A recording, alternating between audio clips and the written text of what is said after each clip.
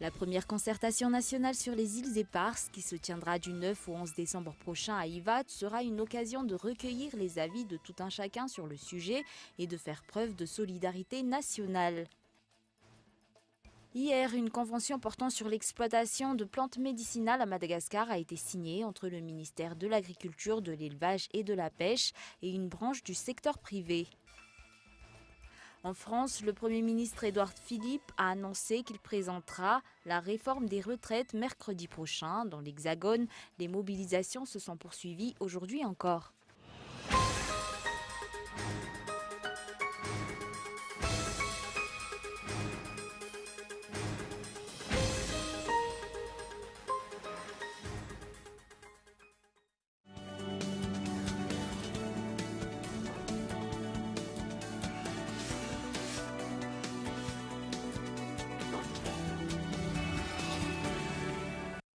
Geox, Puma, San Marina, Unisa, Tamaris, Guess, Minelli, JB Martin, Adidas, Fossen, Asics, New Balance et Ralph Lauren. Boutique Le Coin des Marques, un grand choix de parfums, montres, sacs et chaussures de marque. Alors, venez découvrir notre boutique Le Coin des Marques, des articles de marque pour hommes, femmes et enfants.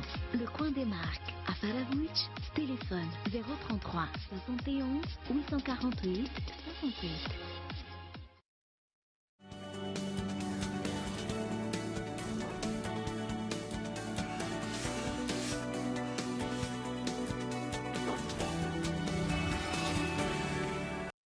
Bonsoir à tous et bienvenue dans ce journal. Ce soir, à la une de l'actualité, la présence de chaque citoyen malgache est sollicitée pour la première concertation nationale sur les îles éparses qui se déroulera du 9 au 11 décembre prochain au centre de conférence internationale d'Ivat.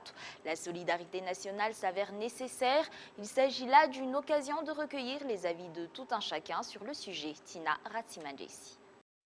Europa, Pasasta India, Juan de Nova, Île Glorieuse et Tromelin, 5 îles constituant un archipel qui entoure la grande île de Madagascar. Ces îles ont pourtant été déclarées comme appartenant à la France malgré les différentes requêtes de restitution, requêtes approuvées par l'Organisation des Nations Unies. Une campagne de sensibilisation sur ce sujet se poursuit actuellement au niveau du ministère des Affaires étrangères afin d'inciter le peuple malgache à s'unir sans tenir compte des couleurs politiques et sensibiliser tout un chacun sur l'enjeu de la souveraineté de Madagascar sur ses îles éparses.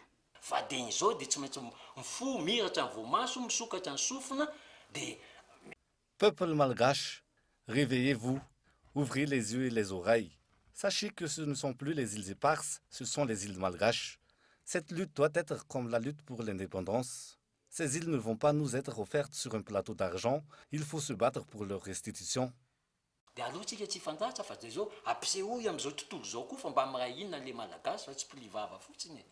restitution des îles éparses est notre combat commun.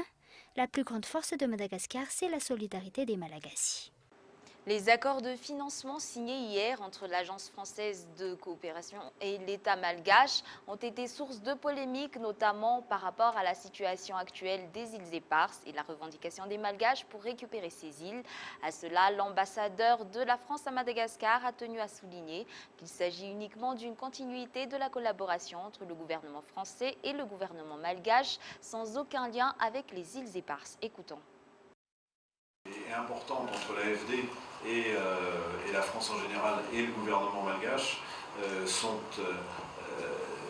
liées uniquement au souhait de participer ensemble au développement et à l'émergence de Madagascar. Donc il faut y voir notre volonté de participer à cette action ensemble avec le gouvernement malgache et ne pas faire de lien avec d'autres dossiers qui sont traités par ailleurs et qui n'ont aucune relation avec les 4 conventions que nous venons de signer. Sur un tout autre sujet, après l'élection des 2 députés qui siégeront au sein de la Haute Cour de justice, les membres de cette juridiction sont enfin au grand complet. Plusieurs dossiers brûlants impliquant de nombreuses autres personnalités devraient de nouveau être prochainement remis sur la table. Un reportage signé Henri Florian. Les membres de la Haute Cour de justice sont désormais au grand complet après l'élection des 2 membres issus de l'Assemblée nationale la semaine dernière. Cette juridiction est régie par la loi 2014-043 et est apte à juger les hautes personnalités de l'État. Selon la procédure, ce sont les membres de l'Assemblée nationale qui doivent valider les plaintes déposées. Après cela, une enquête est menée par la Haute Cour de justice. Ce n'est qu'après qu'un procès peut se tenir. Parmi les affaires qui devraient être traitées par cette juridiction et dont la suite est fortement attendue, on retrouve celui de l'ancien Premier ministre Mahafal Olivier Soulnadjasan, un dossier portant sur un détournement de deniers publics, déjà traité par le Bureau indépendant anticorruption et qui par la suite a été transféré au pôle anticorruption. L'affaire portant sur la vente de la Villa Elisabeth à Ivange, impliquant l'ancien ministre Julien Repose, devrait également se trouver parmi les dossiers à traiter en priorité. Rappelant que la non-instauration de la HCJ au cours de son mandat a entraîné une demande de destitution de l'ancien chef d'État et Radzonar Mapian.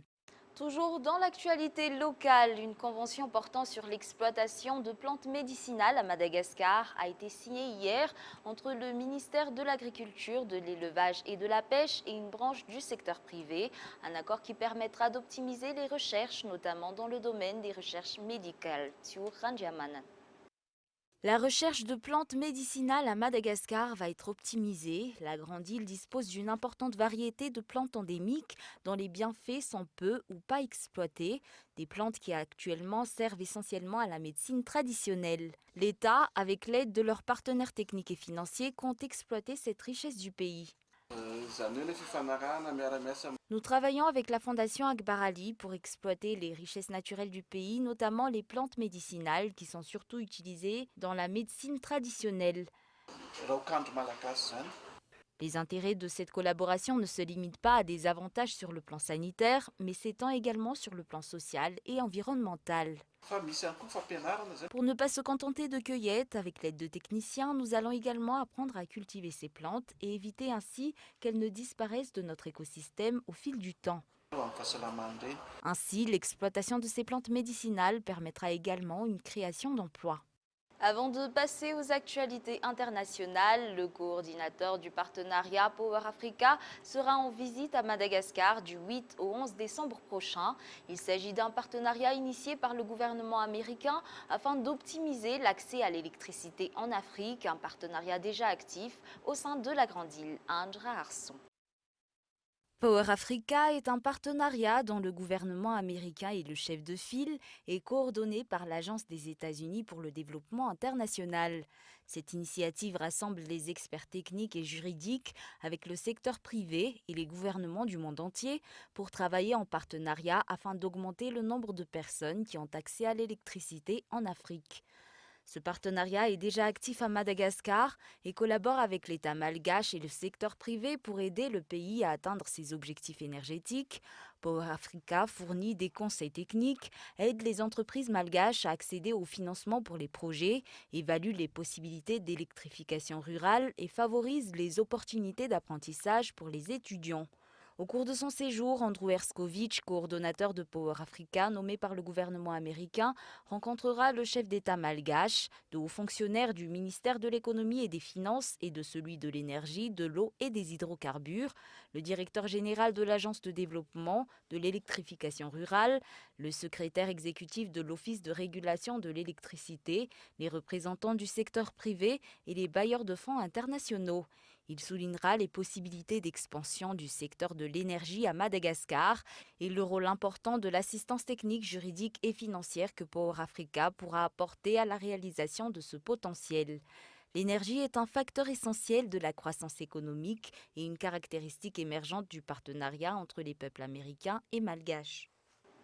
Dans l'actualité internationale, en France, au lendemain d'une mobilisation massive contre la réforme des retraites qui a vu défiler plusieurs centaines de milliers de personnes, le trafic est de nouveau très perturbé. Dans l'après-midi, le Premier ministre s'est exprimé annonçant que l'État est favorable à des transitions progressives. Il présentera le projet de réforme mercredi prochain. France 24. Devant la gare Montparnasse de Paris, les Franciliens doivent prendre leur mal en patience. 70% des trains régionaux sont annulés ce vendredi. Nous n'avons pas de train du tout pour rentrer sur Chartres. Aucun train dans la journée. Pour les autres usagers, c'est le début d'un long périple pour se rendre au travail. La RATP a voté la reconduction de la grève. Dans la capitale, 9 lignes de métro sont fermées. Seules 2 lignes automatiques fonctionnent normalement. De quoi mettre les nerfs des voyageurs à rude épreuve. Beaucoup continuent leur chemin à pied. La circulation des bus et tramways reste extrêmement perturbée. Je fais mon petit trajet via Navigo pour essayer de me rendre jusqu'à Bourse, les Halles, pour aller au bureau, quoi. Donc je ne sais pas si je vais marcher, je ne sais pas s'il y a des bus, je ne sais pas si je vais y aller en trottinette, c'est compliqué, quoi. 90% des TGV annulés, 20% des vols. Le pays se prépare à une nouvelle journée de paralysie. Aucun secteur n'est épargné par ce mouvement de grève provoqué par la réforme des retraites et le très contesté système universel par points. Il est censé entrer en vigueur à partir de 2025 et remplacer les 42 régimes existants, mais beaucoup redoutent une précarisation des retraités. Ce vendredi, au moins 800 000 personnes selon le gouvernement, 1 500 000 d'après le syndicat de la CGT, se sont mobilisés contre le projet. Des manifestations parfois émaillées de violence, comme ici à Paris ou encore à Toulouse et Montpellier. Face à un taux dépassant les 60% de grévistes dans certains secteurs, le gouvernement a affirmé avoir entendu la colère des Français. Le Premier ministre doit s'exprimer plus en détail la semaine prochaine sur le contenu de la réforme. En Allemagne, Angela Merkel a effectué aujourd'hui une visite dans l'ancien camp nazi d'Auschwitz. Il s'agit de la première visite d'un chef du gouvernement allemand depuis 1995. Dans un court discours, la chancelière allemande a considéré que la mémoire des crimes nazis était inséparable de l'identité allemande. Écoutons ses propos. Auschwitz, ce nom signifie le meurtre de millions de juifs à travers l'Europe et la rupture de la civilisation par la Shoah. Auschwitz signifie aussi le génocide des Roms d'Europe, la souffrance et le meurtre de prisonniers politiques, de fonctionnaires polonais, de résistants, de prisonniers de guerre soviétiques et d'autres pays, d'homosexuels et d'handicapés et de bien d'autres personnes venues de toute l'Europe. Et un bref retour sur les grands points de ce journal avant de nous quitter. La première concertation nationale sur les îles Éparses qui se tiendra du 9 au 11 décembre prochain à Ivat sera une occasion de recueillir les avis de tout un chacun sur ce point. Hier, une convention portant sur l'exploitation des plantes médicinales à Madagascar a été signée entre le ministère de l'Agriculture, de l'Élevage et de la Pêche et une branche du secteur privé. En France, les mobilisations se poursuivent. Aujourd'hui, dans l'après-midi, le Premier ministre Édouard Philippe a annoncé qu'il présentera la réforme des retraites mercredi prochain. Et voilà, c'est la fin de ce journal. Nous vous remercions pour votre attention. Bonne soirée à tous et excellente suite de programmes en compagnie de Cool TV. Au revoir.